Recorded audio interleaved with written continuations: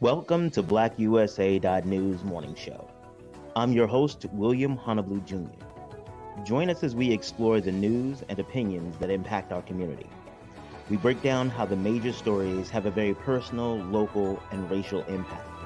No topic is off limits, but even if the conversation gets rough, we're always going to keep it real.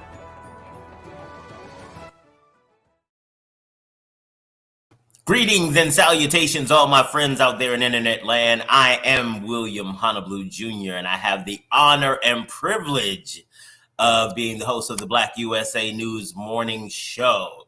Good morning to you. Good morning to you. There's a whole lot of singing I feel like I can do.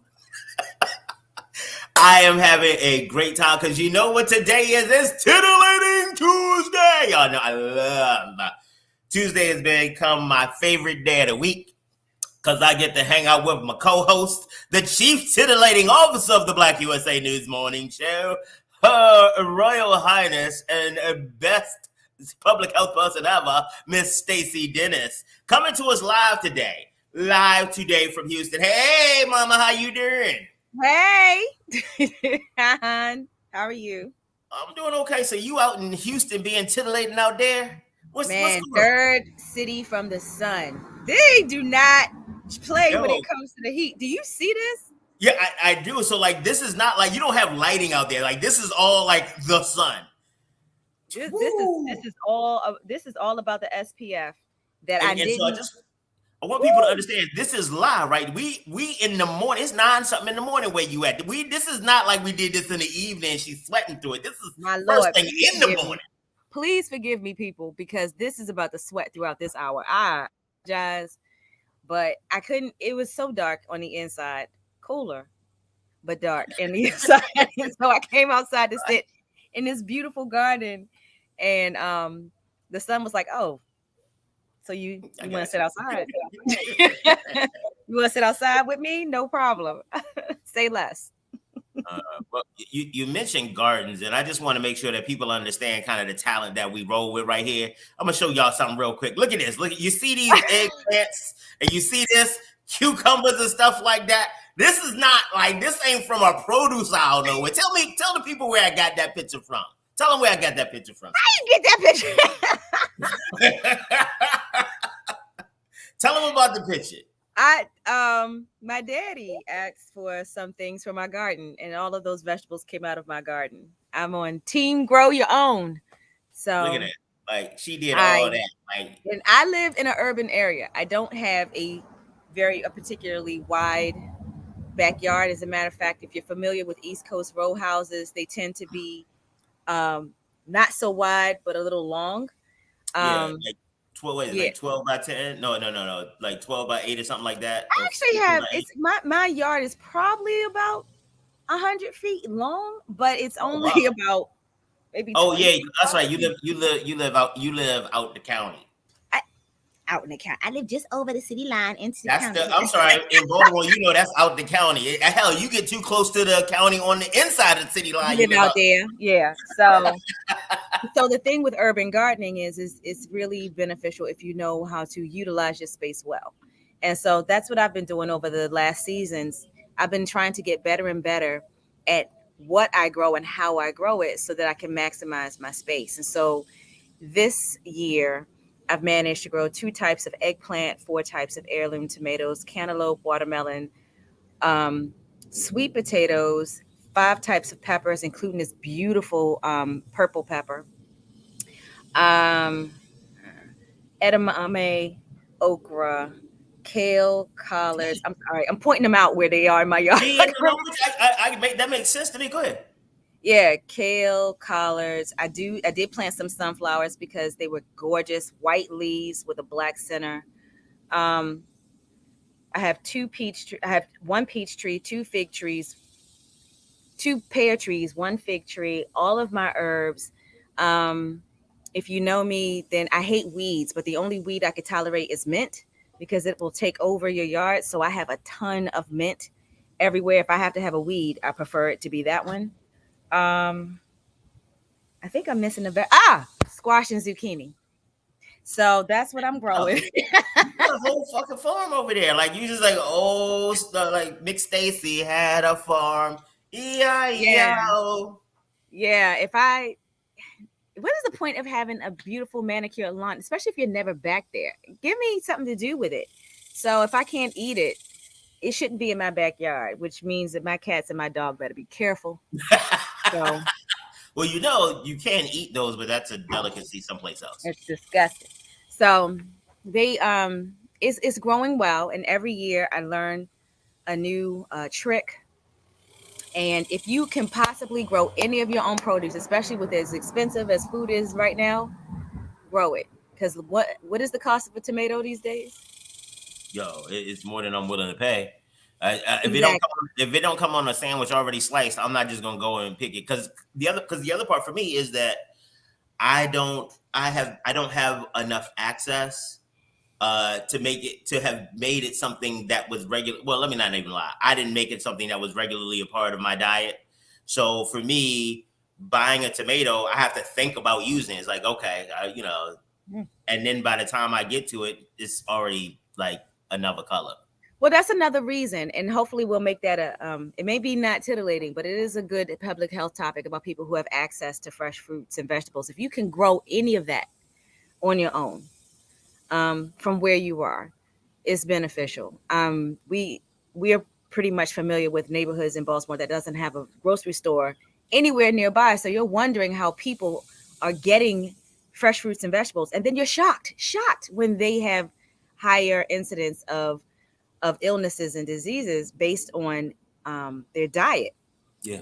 And well, where are they supposed to get a fresh tomato? Is and nowhere around here.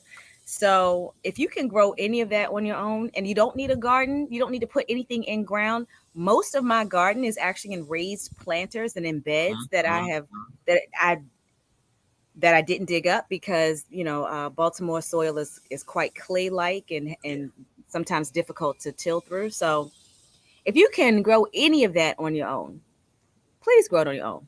You don't even have to get a special bag.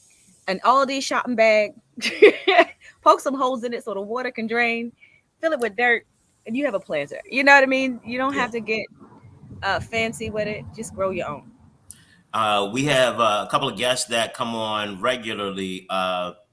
Pastor Wright, she has an organization where she's growing food in the lobby of one of the buildings downtown on Pratt Street, like a little orange trees. And she was walking. Actually, we did a show about her before. She walked us through her garden, which she really was like. These are 2-liter bottles. This is a bucket I got from the Dollar Tree. She was like, I'm not saying I'm not promoting the Dollar Tree. I'm just saying this is where I got mine. But like, it really is easy. And by the way, we sharing some stuff that BlackUSA.news does. On Saturday mornings at 9:00, Quandra Gaines has a show on community resources and gardening.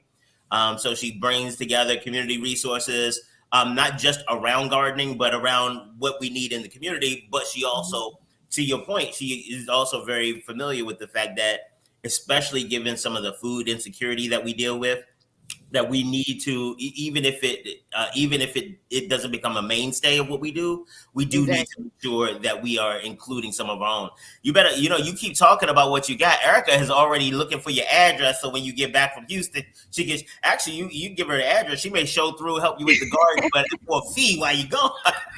Yeah, my son is supposed to be watering it, and I know right now he's like, so how much do you want these tomatoes? You gonna slide me some money? Take care of my garden, Khalil. So,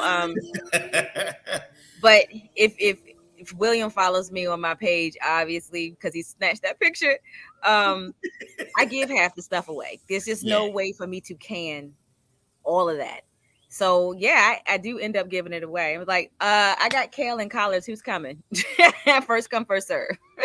But and then also, I get a knock at the door. Hey sis, the eggplant. What's up with you, y'all? Yeah. And you know what? So again, since this is Titillating Tuesday, I'm gonna wrap up our gardening conversation by saying you could really sell those eggplants as emoji. Call them the emoji brand eggplant. How big is your eggplant? You know what I mean? Like I'm telling you, like what you bringing your girl? You gonna bring her a real eggplant? Let her know where you at. I'm just saying. Hey yo, whatever, Mr. Titillator, but my eggplants look fantastic. And let me tell you absolutely, they right here. But I'm putting them back on the screen. Look at them. That's big. Ain't nothing better than if you are a vegetarian and eggplant lasagna is all I'm gonna say. And I make a wicked eggplant lasagna. Those eggplant turned out so fantastic. And there are two varieties. I had Japanese and the Black Beauties, the big one you saw there. Get at it. It's simple to grow. So that's what I'm gonna say. So I know we're going to finish talking about STIs. We didn't get through the list. Right. But I hit you up earlier. There's some other shit we got to talk about. And honestly, it's so wonderful, to talk about today in the context of talking about sexually transmitted infections. Mm-hmm. All right, so I don't know how many of you all know Miami-Dade County, the largest school district. Miami-Dade County Schools, the largest school district in Florida, in a 5-4 vote, has voted to remove the textbook for sex ed in their schools in middle school. Now, let's be clear. They had already agreed to pass it and let it go. And the more objectionable pieces about same-sex relationships and stuff, that had already been edited out of the textbook when they approved of it the first time. But guess what? Now that this Don't Say Gay bill has come into effect, everybody is losing their mind. Let me tell you how bad this is. This Don't Say Gay bill with there's a 9-member school board, 5 of them voted. 1 vote difference. Yeah. 1 vote difference. And that's what when we talk about the elections, everybody about the president, who's going to run for Congress or Senate or governor. But this school board, 1 vote on this school board means that these kids will no longer have sexual education for at least a year. Yep.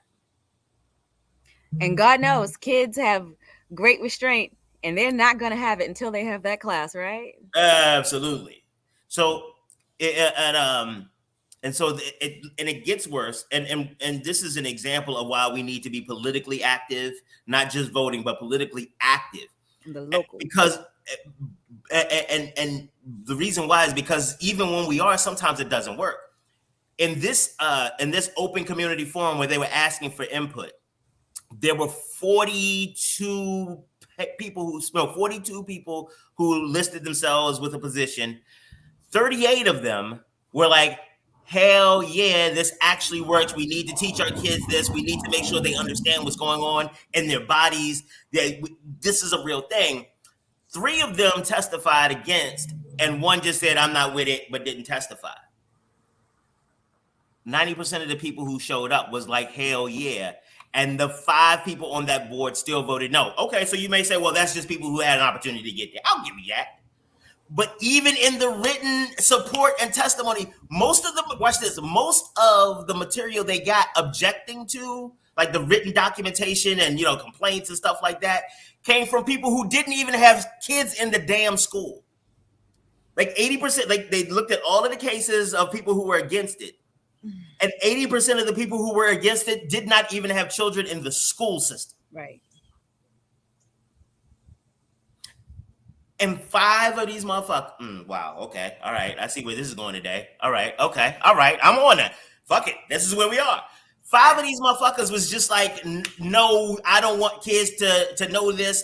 And watch this, some of the things they were complaining about is, there was this one piece of language that they specifically articulated, they pulled out. Talked about how even when people use contraception, sometimes there are accidents that happen, and then their alternative, if there are chemical, medicines that you could take that will help resolve the pregnancy or end the pregnancy. That was too much for them under the new Don't Say Gay, sexual appropriate language. That was too much for them. So I wanted to set the context for everybody because I wasn't sure how many people had heard about this because I just heard about this like a day or so ago. And so I wanted to set the context, but like this is your area of expertise. Like you have an entire business around educating young people about their sexual health. What is your, am I wrong? Am I overreacting? It is exactly what I've been fighting for like the last 15 years. And in the teaching of sexual health education, it's never the students that are my problem. It's the adults. It's never the students who are my problem. It is always the adults. And until I go to the adults and I'm like, look, this is an issue. Let's just take Baltimore because that's where I'm more familiar with. Between 15 and 24, we have a problem. And they were like, well, these parents. I said, yeah, but before you say these parents, right behind the high numbers for that age group are their parents. Hello. Hey, how you doing? And right behind them are their grandparents. This is intergenerational. Your whole spectrum needs help. And these kids actually have really good questions and answers. And just because I'm talking to them about what their body is doing, because it's actually happening, that this body is saying, doesn't mean that they're going to go out and be like, thank you for telling me, drawers down, let's go, let's get at it. No, that's not what it is. But they need information and they need someone to ask.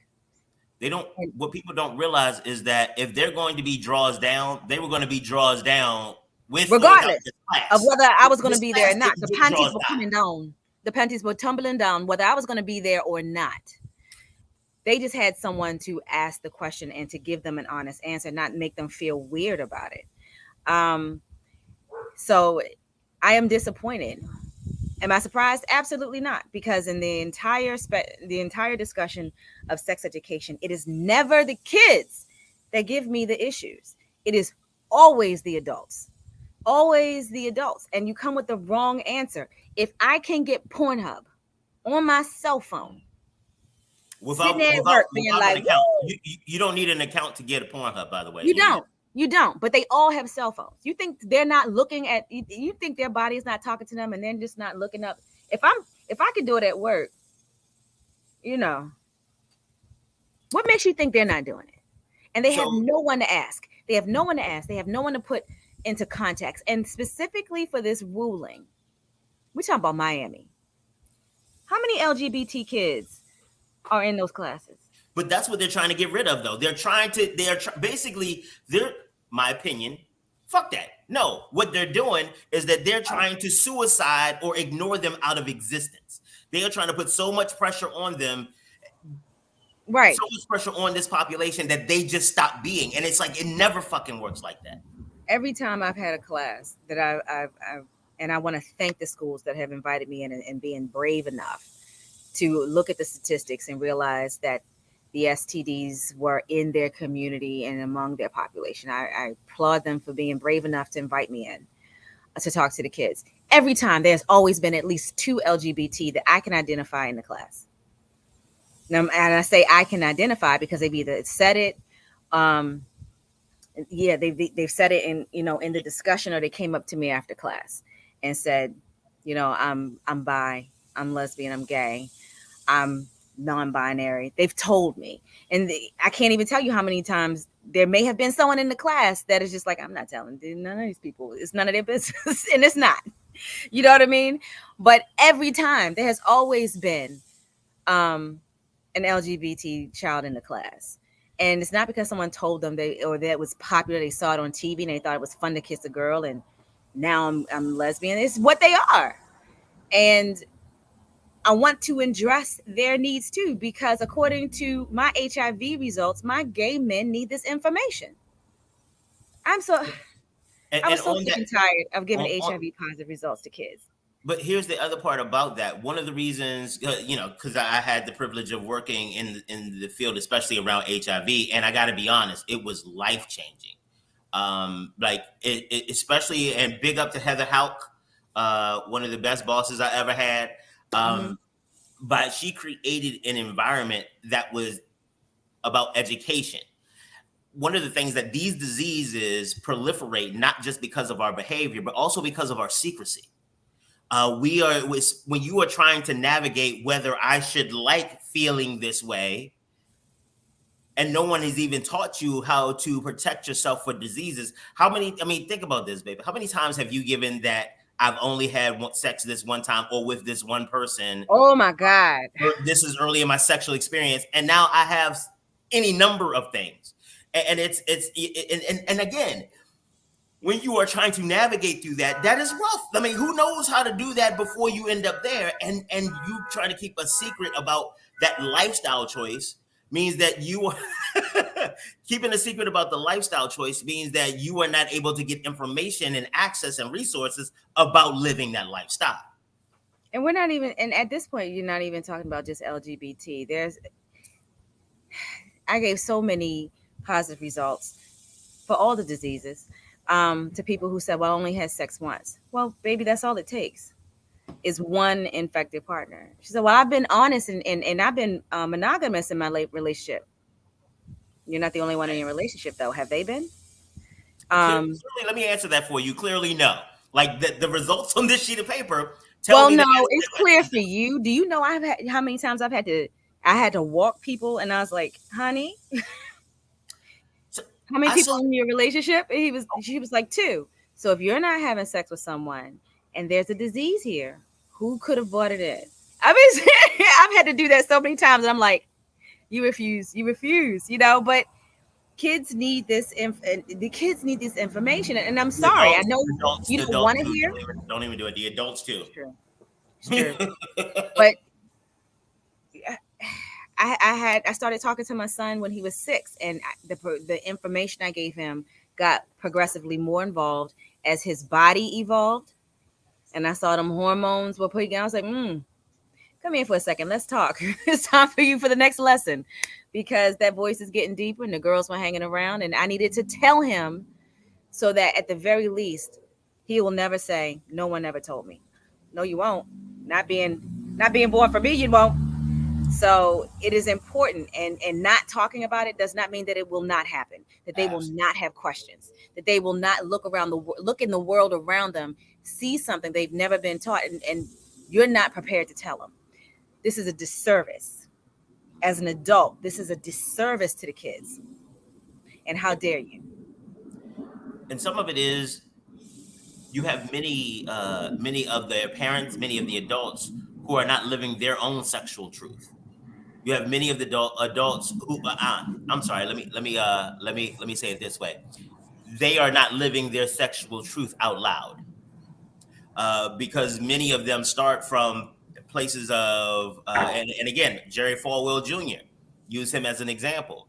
At Liberty University, where he was the president, if they found out you were pregnant or they found out you were having sex outside of marriage as a student, they would kick you. Could be kicked. I'm sorry. If you were a woman and they found out you were pregnant or you were having sex on campus, you would be kicked out. Yeah. From what I understand, if you were a man, they'd have some, remedial things and some prayer. Yeah, that's a whole nother discussion. But that's about right for this country. It's about right. So this is and he has preached morality and family values, traditional God-fearing family values.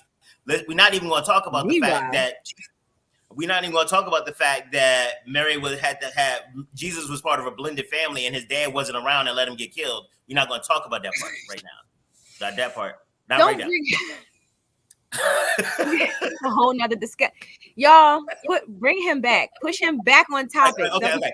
So this president of Liberty University, this ultra-conservative, his leader of the conservative Christian evangelical movement, right, was getting it in with his wife and the pool boy. Yep.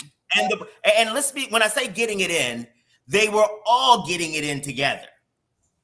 And again, not quite sure. I don't know the arrangement, the order, or the interaction. All I know is that from published reports from the pool boy, it was live all the time.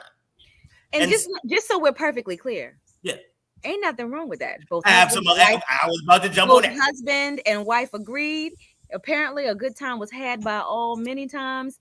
Total praise. However, the unabashed hypocrisy.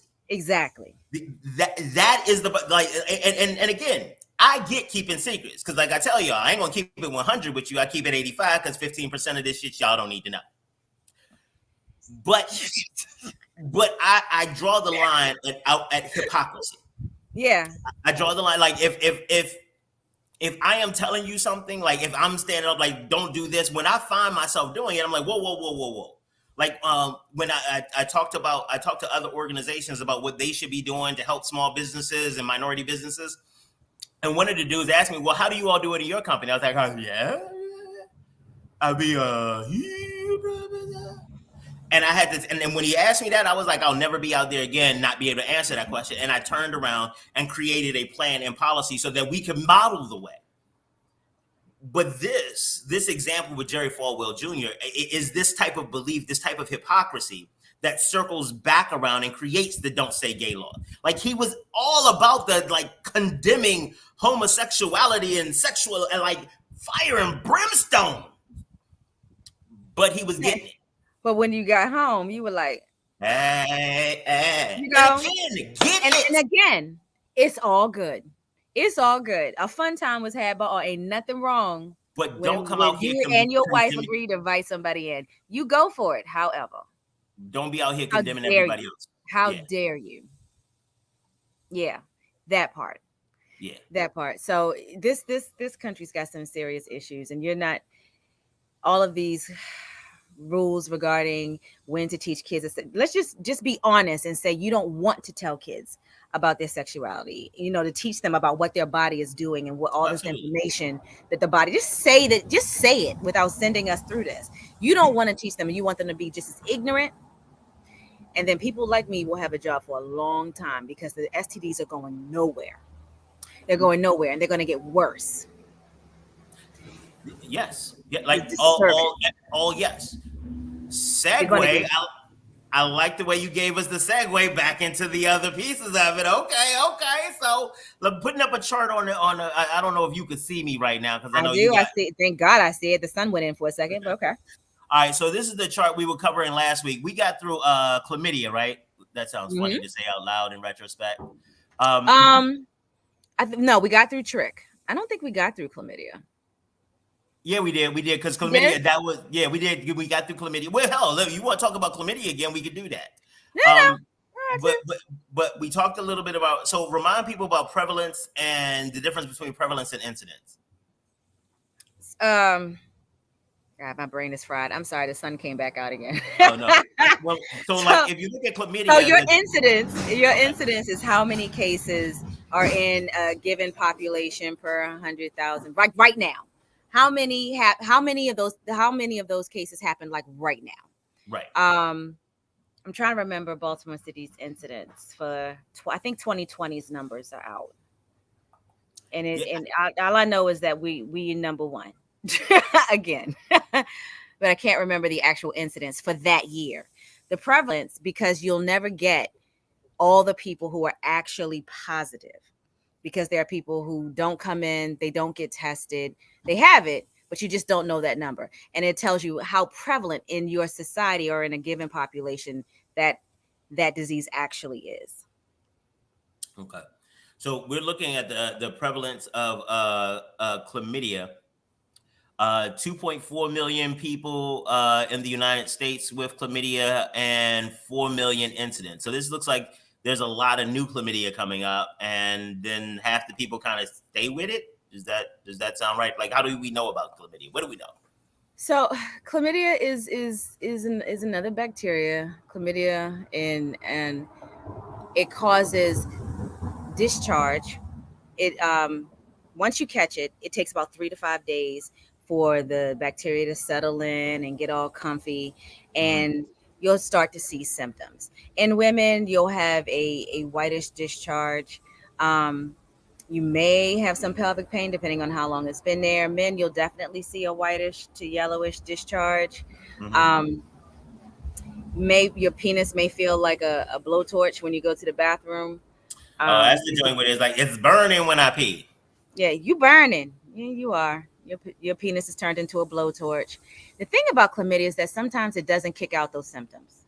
And so it doesn't kick out symptoms that let you register something is wrong.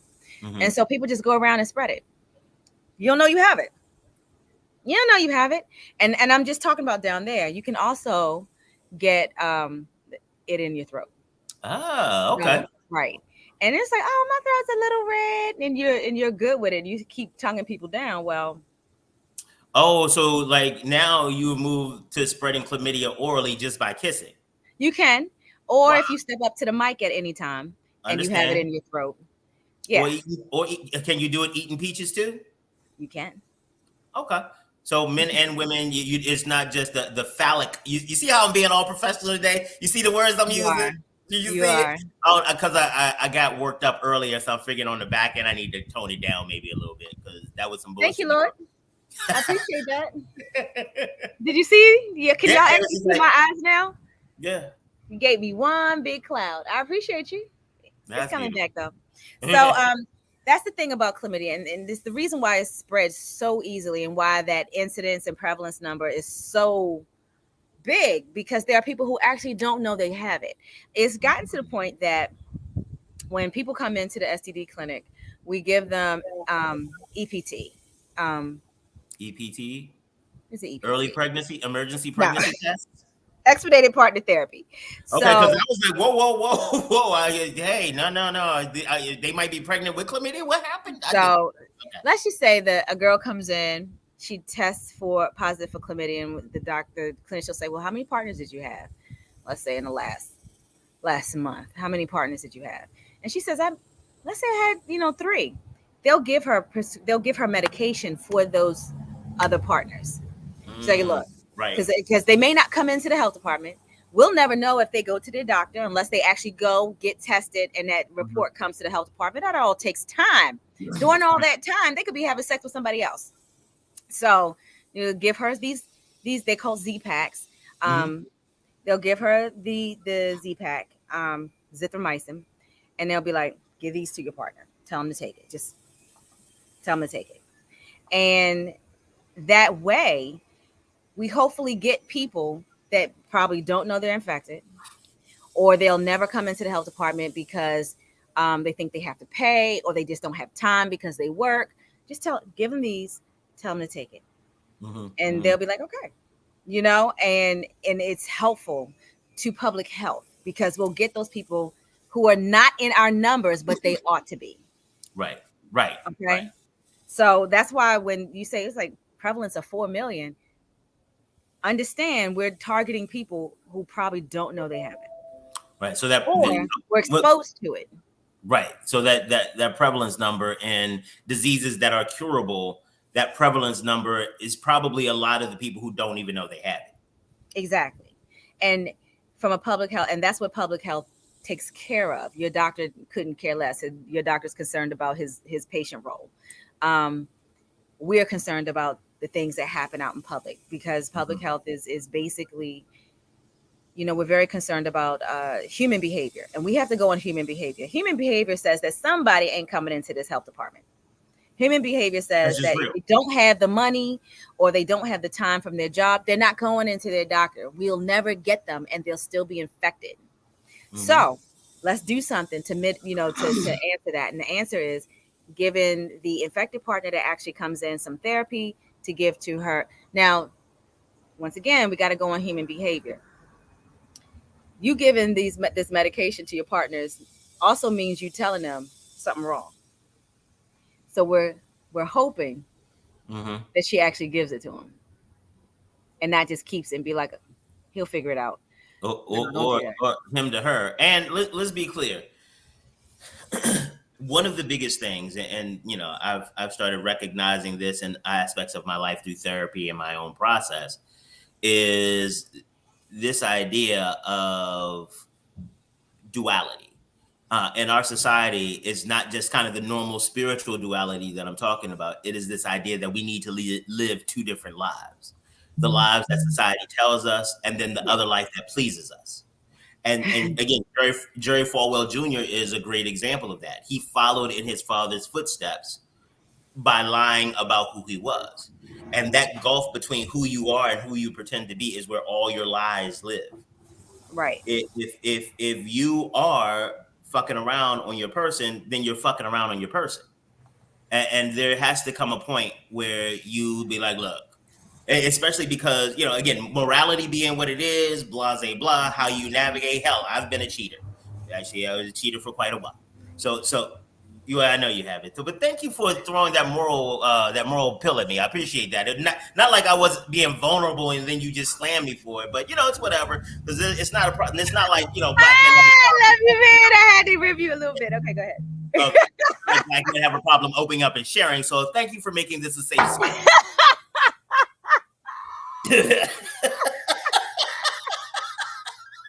I don't even know what the hell I was talking about now. Okay, now I hope you're happy. You are on the list of things I'm talking about in therapy next week. I hope you're proud of yourself. I hope you're happy. Look what you did. You see? What the hell was I talking about? Oh yeah, the duality. Yes. So again, cheating, all of these things, they are about the duality. If you are in a position to lie, if you are in that position, look at why. Why are you living a way that you cannot talk about? That and again, not knocking you whether you choose to lie or not, but I'm making sure you understand that there are actual implications. Yes. Like especially in the public health setting, if you do not share, if you don't get checked yourself, so just make that a regular part. There's nothing wrong. There's nothing wrong with asking your doctor about the test. And if your doctor got some issues with you taking the test, find another doctor. Find another doctor. Absolutely, because if you are coming and say, hey, think about it. If you are going to your doctor and you're telling them that you're having a health issue or that you just want to make sure you're okay and they dismiss it, I don't give a damn if it's STIs, heart disease, nausea, whatever. You need somebody who understands, is willing to work with you. Exactly. And so, actually, to underscore this point, could you do me a favor and talk about what happens when chlamydia or some of these diseases are not treated? Because we've talked about how you identify them, how you talk to your partner about them, what the symptoms look like, how it gets treated. But let's talk about what happens, especially ones like chlamydia and those that don't get treated. Sidebar. I got a big dump truck about to pull up to my outside gate. So if you hear a whole bunch of noise, that's it. Okay. Appreciate the warning. Really fast. Thank you. Okay. Specifically for chlamydia. Chlamydia just sucks. And it's so easily treatable. Mm-hmm. That it just, the sequelae from it's just ridiculous. In women, it can give PID. The what? Sequelae? The issues, the resulting issues. Oh, okay. I didn't know we was doing GRE stuff today. Ubiquitous. Okay, go ahead. That was the word that came to my mind, and I'm sorry. I hope I used that right. Anyway, it can result in PID for women, and PID? That's when the bacteria leaves the vagina, and travels up past the cervix, and now it infects the uterus, the fallopian tubes. And I always knew when there's a chance that my patient had it, because they would come in and they're not quite walking upright because all of this hurts down here. Mm. Or when they get up on the table and there's a procedure where the clinician puts 2 fingers into the vagina and pushes down on the stomach. They're trying to feel for the ovaries. And if a woman has PID, you're going to probably want to bash the clinician in the head, because all of that is inflamed. It's on fire with the bacteria that is now there. And so now your treatment for this chlamydia is now called pelvic inflammatory disease, and it's longer. Pelvic inflammatory disease, if you do not get it fixed, has a probability of causing infertility issues.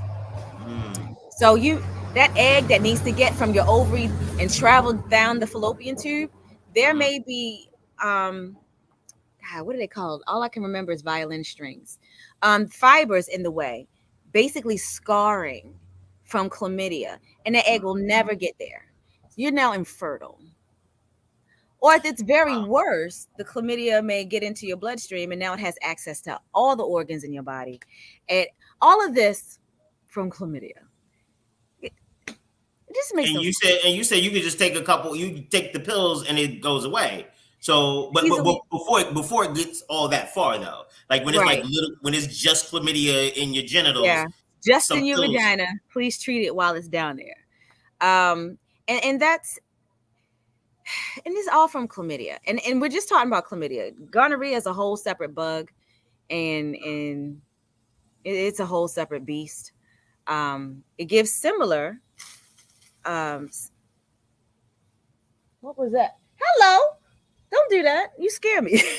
Wildlife. I'm sorry. What happened? Yo, because you know they got stuff down south, yo. They got alligators and other stuff. I'm worried about your safety. You out, and they can look at Right. plants around. Right. I'm looking for lizards and shiggity and it's rocky. Making a whole bunch of noise.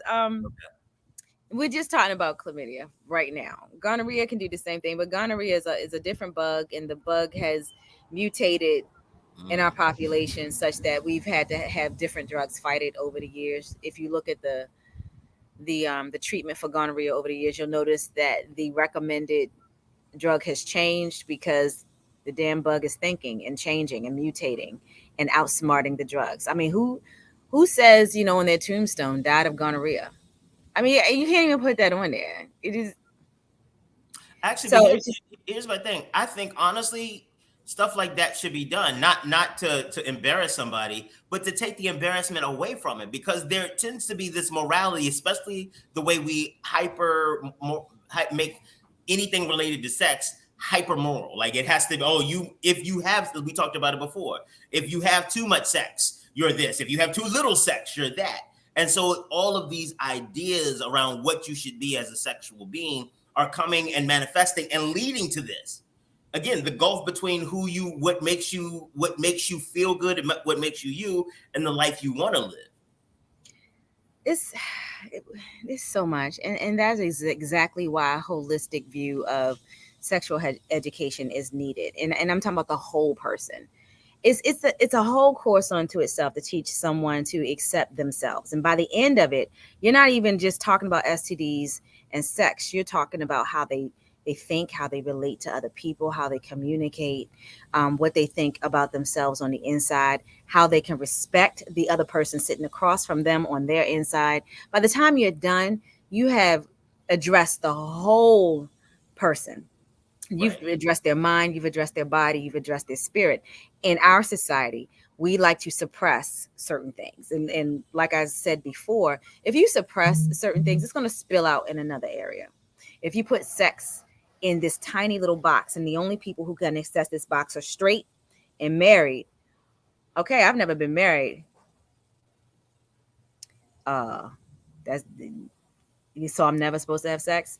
You don't want to see that, Stacey. That's not going to happen. And that But here's the thing. That'll spill out. That imbalance will spill out in another area of my life.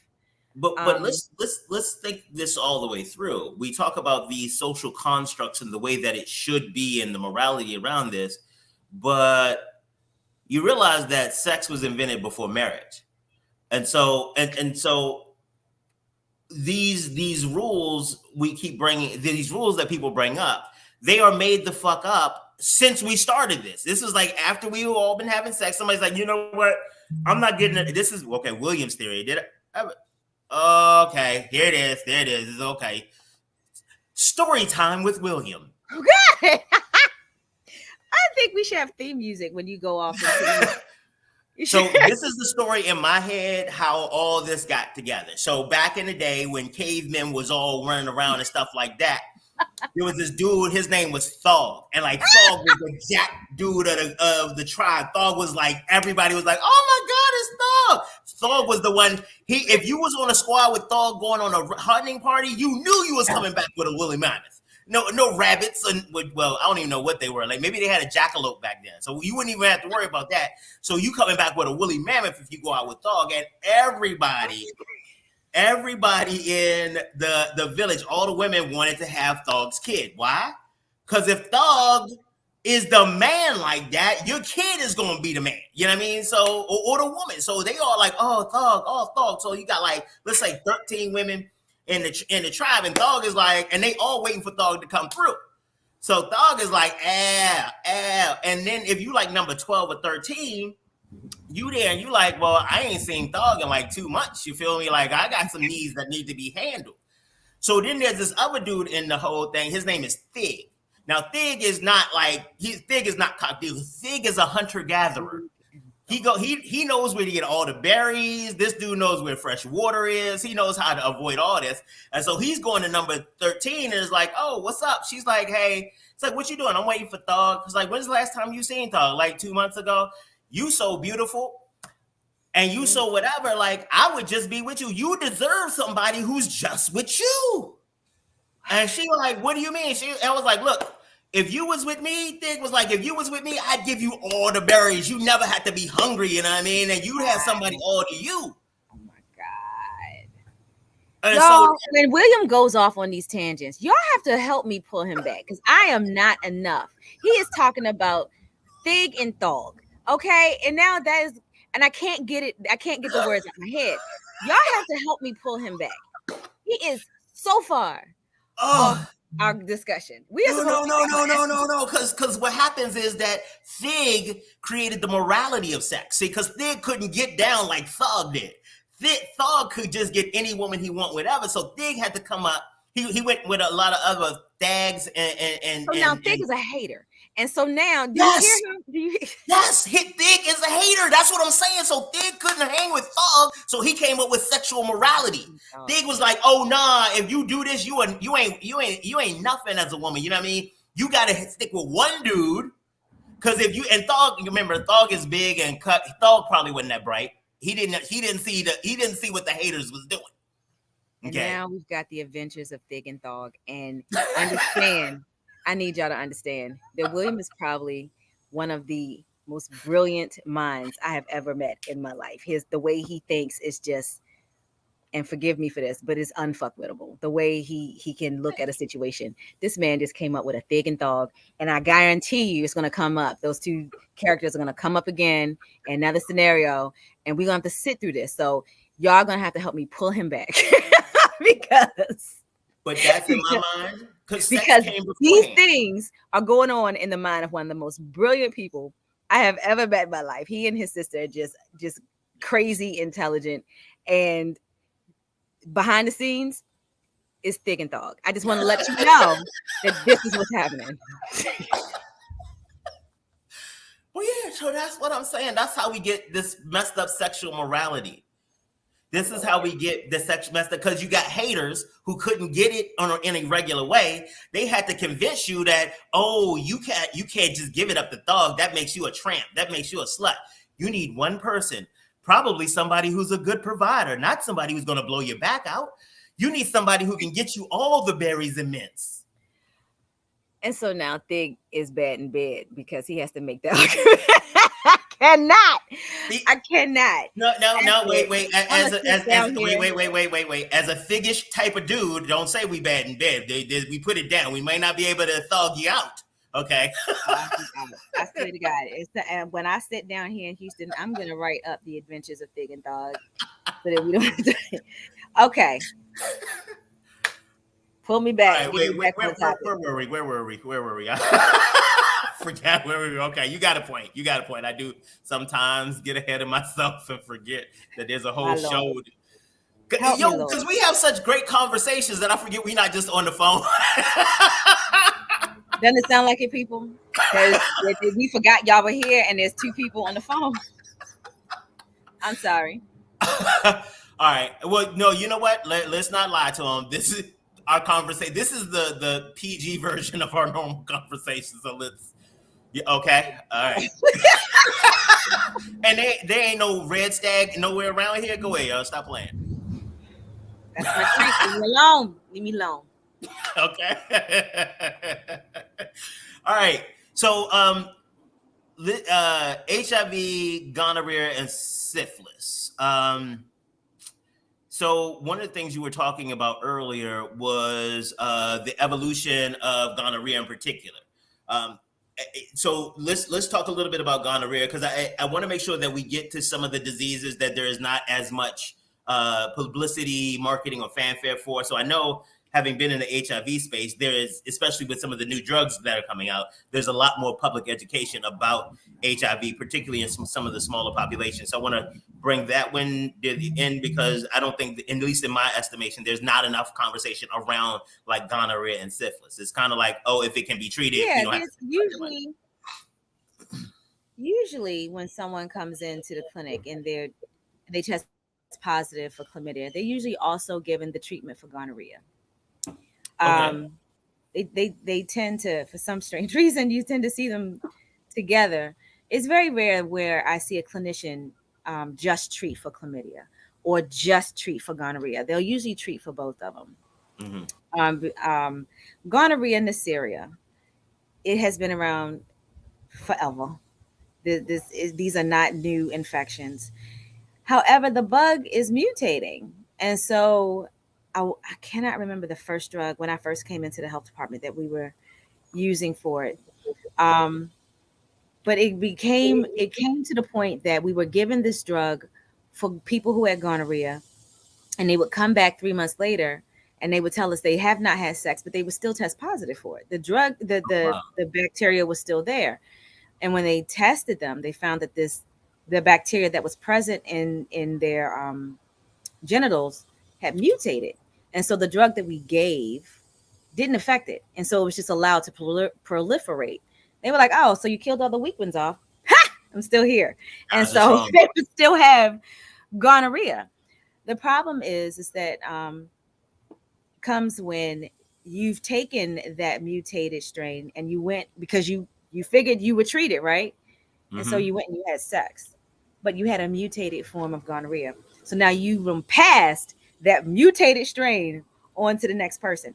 So even when they go to the doctor and the doctor looks and they're like, "Oh, you have gonorrhea," gives them the regular schmegular old treatment for it, it doesn't work. And they still have it, and you can still get pelvic inflammatory disease. Gonorrhea is a beast. Um, who dies of gonorrhea? I mean, just so we've had to cycle drugs to treat it over time and combine it with the medication for chlamydia in hopes of killing the bacteria so that it does not proliferate. The mutated strain doesn't proliferate. And I want to say, I'm trying to remember the protocols to the health department, but um, the the health departments in this country actually do now test to see if there is a mutated strain. Don't they test? They don't test every sample. They test like 1 out of 100 samples or something like that. Do you Yeah, remember? it's the random population sampling, and Yeah, so they catch the random population sampling, and then they use it to extrapolate what's happening with the larger portion of the population. exactly. Exactly. So the health departments in this country really are testing. They want to make sure that there's that of the people who have gonorrhea in their population, the mutated strains, the number of people with a mutated strain is not growing. Right.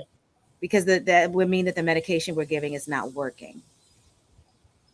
So Oh, one of the and for gonorrhea, you want to talk about a green to yellowy discharge? Your penis will still turn into a blowtorch, ladies. Uh, ladies, that green and yellow discharge hit different. Um, please understand that green is not a normal color to come out of your There's genitals. And I always have a to say this. I have to that is say it because always the a thing. number of people who will say, "Oh, she was just excited, so her stuff turned green," sir, sir, or the Don't put girl that in your mouth. who gave oral sex and she was like, he was just excited. It was all yellow and green. No, ma'am, Do you that's not. hear you? It's Do like you hear you? the rainbow should not come out of there. There you go. Oh my God, these are not Skittles. Don't taste this. Don't taste this. And I had I've had to look at people and find the strength to fix my face when I'm like, honey, So green is not a normal color. Please don't put this in your mouth again.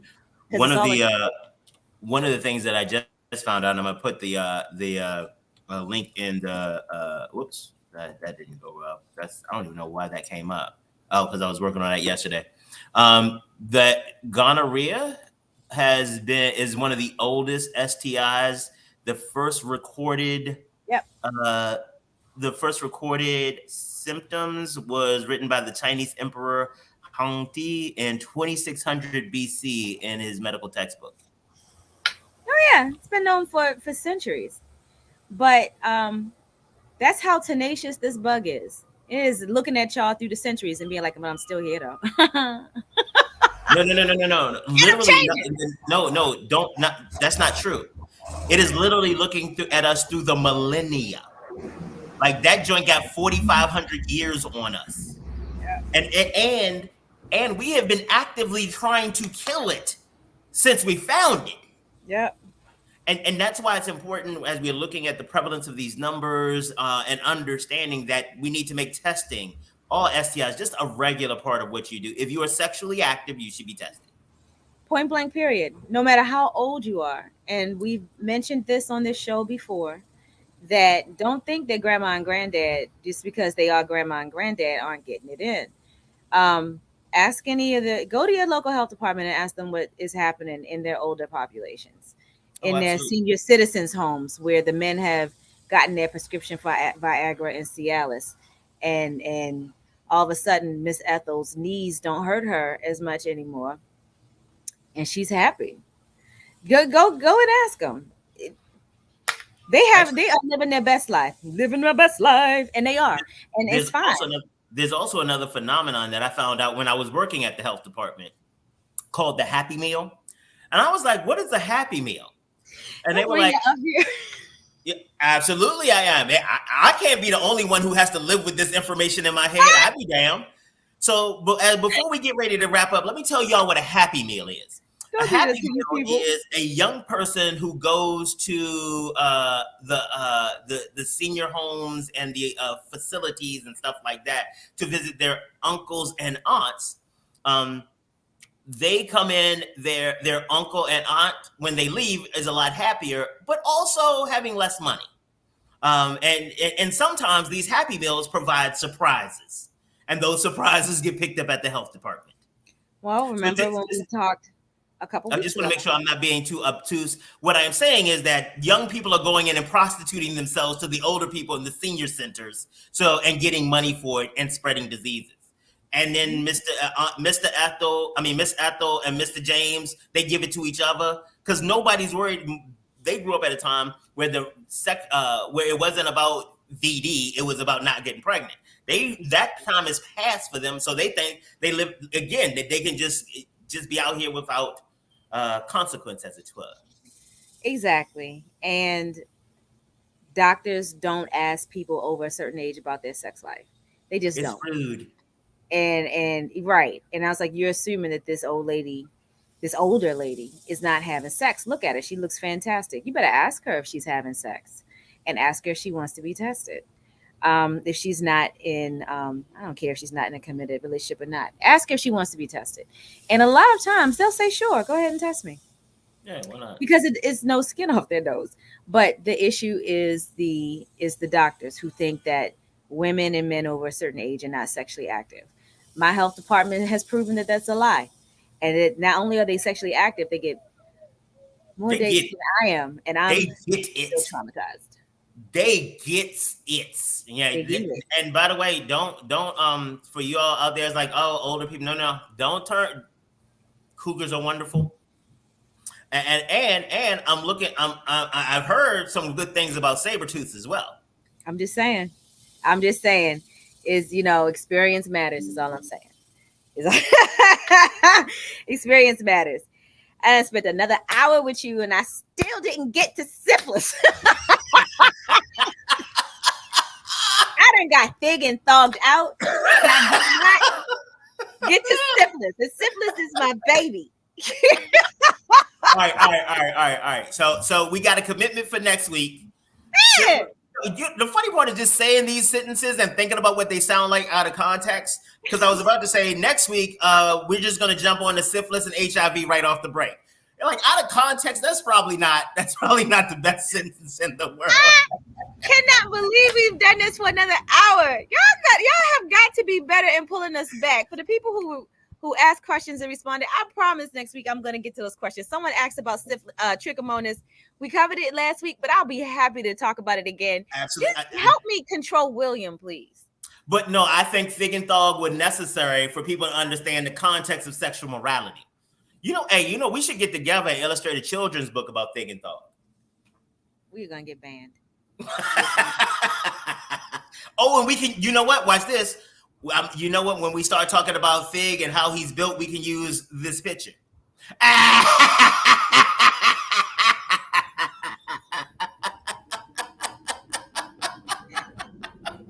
End the show, man. I can't with you. All right, ladies and gentlemen, boys and girls, we have had an awesome time at shit. Damn, man, you are absolutely right.